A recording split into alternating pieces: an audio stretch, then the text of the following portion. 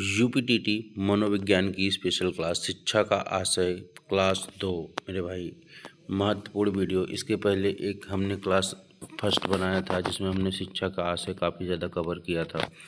आज हम जो है शिक्षा का अर्थ और आशय का दूसरी क्लास लेके आए हैं जिसमें हम लगभग शिक्षा को कवर कर लेंगे। इसके बाद एक क्लास और आपको मिलेगी शिक्षा से संबंधित, उसके बाद ये शिक्षा का जो चैप्टर है ख़त्म हो जाएगा।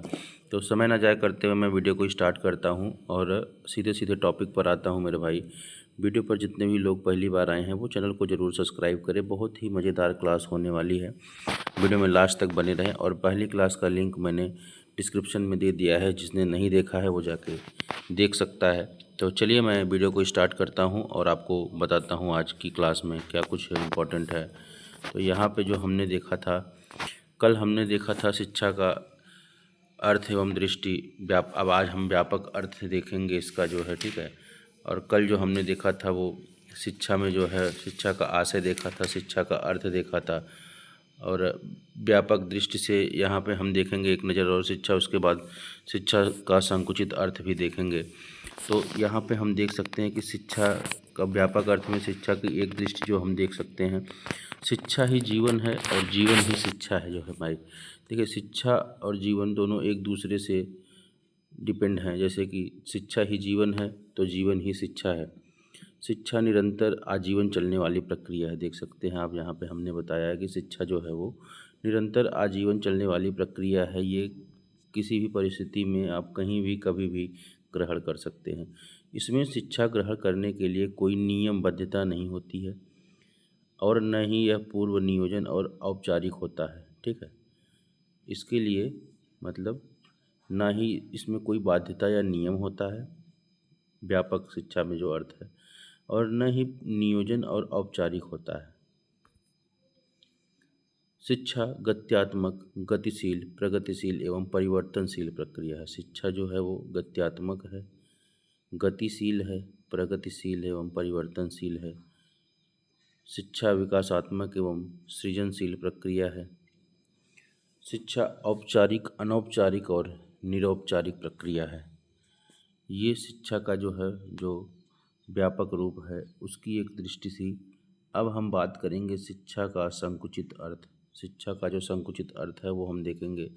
शिक्षा के संकुचित अथवा सीमित अर्थ औपचारिक शिक्षा से है। जो इसका संकुचित संकुचित या सीमित, सीमित का मतलब है एक दायरा है, एक सीमा, जिसके अंदर हम निश्चित छात्र, निश्चित पाठ्यक्रम, निश्चित अध्यापक द्वारा प्रदान किए गए शिक्षा को निश्चित पद्धति से मापन एवं मूल्यांकन किया जा सके, वो हमारा क्या है, संकुचित शिक्षा है।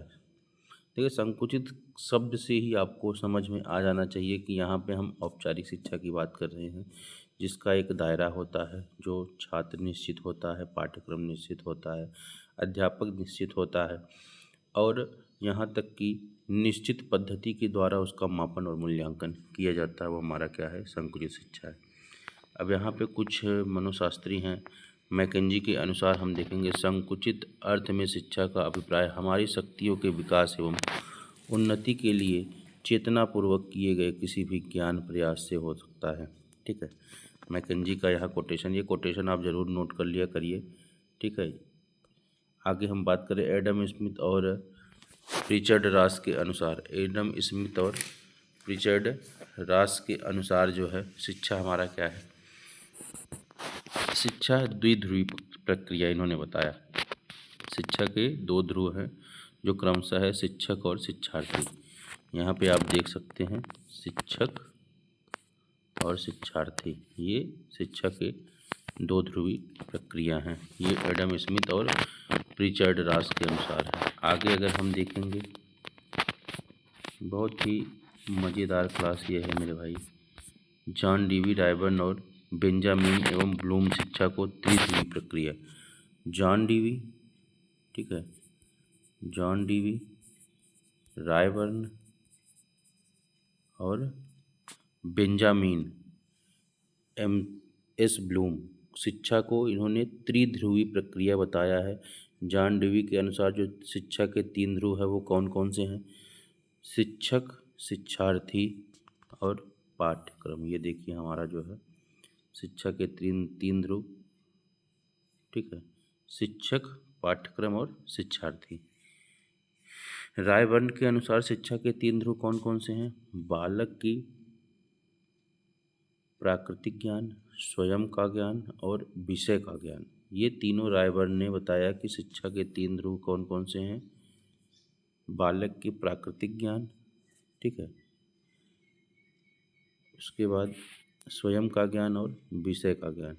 आगे अगर हम बात करें शैक्षिक मूल्यांकन विशेषज्ञों के अनुसार शिक्षा प्रक्रिया को 3 अंगों में विभाजित किया गया जो निम्नवत दर्शाया जा सकता है, जो है हमारा शिक्षक, शिक्षा और शिक्षार्थी, ठीक है।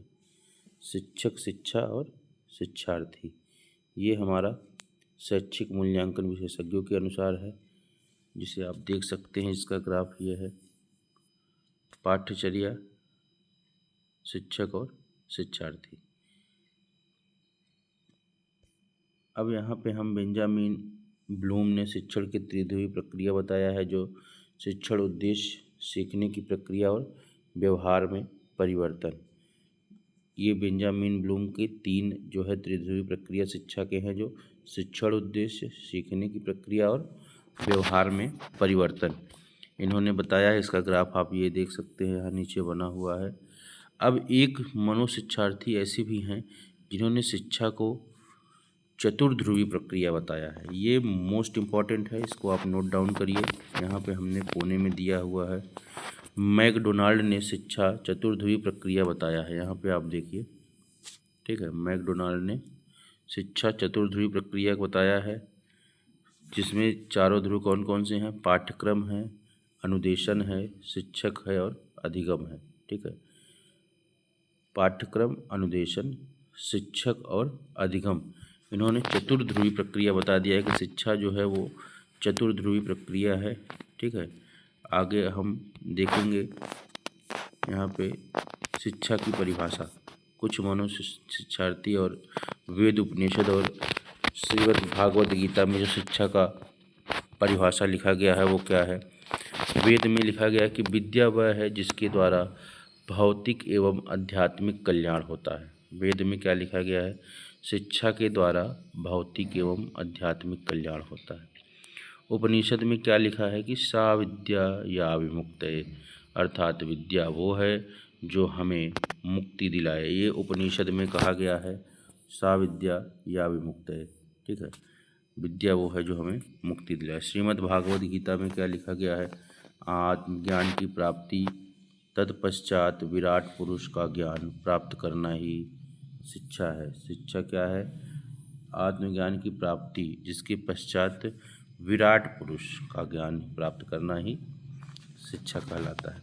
स्वामी विवेकानंद के अनुसार क्या है? मानव की संपूर्णता का प्रकटीकरण ही शिक्षा है। स्वामी विवेकानंद ने क्या बताया कि मानव की संपूर्णता का प्रकटीकरण क्या होता है? वो शिक्षा कहलाता है मेरे भाई। तो ये शिक्षा की दूसरी क्लास है, ठीक है। इसके बाद हम लोग शिक्षा में जो है कुछ और भी मनोशास्त्री को देखेंगे, ठीक है। लगभग जो है 12-15 शिक्षार्थी मनोशिक्षार्थी हैं, जिन्होंने शिक्षा के बारे में क्या परिभाषाएं, क्या कोटेशन दिया हुआ है। फिर शिक्षा का विश्लेषणात्मक अर्थ देखेंगे, ठीक है। उसके बाद हम लोग दार्शनिक दृष्टिकोण देखेंगे, समाजशास्त्रीय दृष्टिकोण देखेंगे। उसके बाद हमारा शिक्षा खत्म हो जाएगा। फिर हम लोग मनोविज्ञान का आशय एवं परिभाषा पढ़ेंगे जो है, ठीक है। तो आज की क्लास में इतना ही। वीडियो पसंद आए लाइक शेयर सब्सक्राइब ज़रूर करें। धन्यवाद।